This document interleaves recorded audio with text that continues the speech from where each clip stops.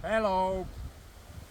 I do Northern Lights hunts and chases almost every day through the winter, and then when we get ice and snow, being out on windy and snowy conditions.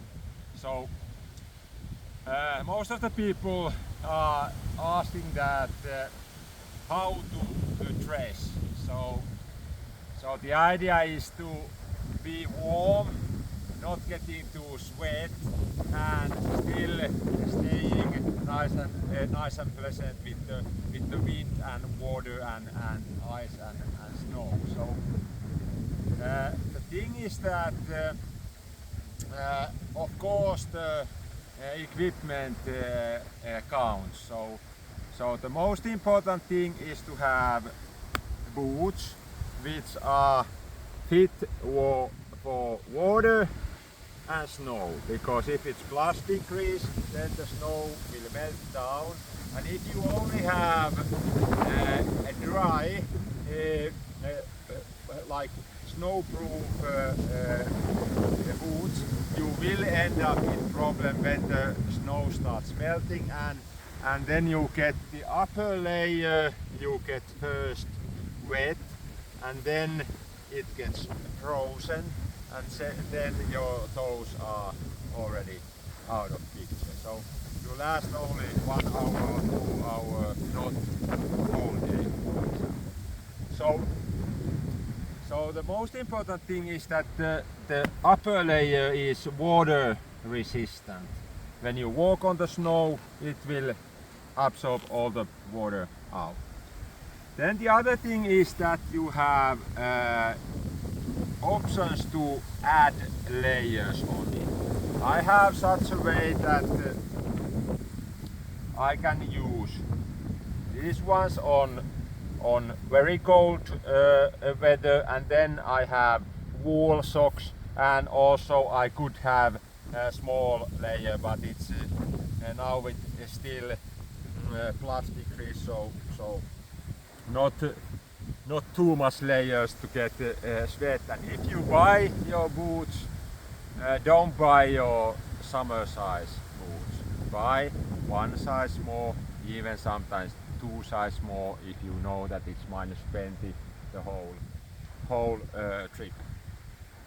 Then the second thing is on the trousers and on the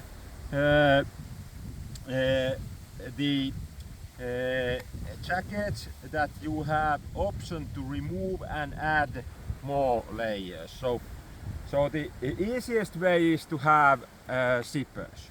So when you have zippers, you don't have to take off your jacket, but you can just open up the zipper, then you get cold air and can cool down easily.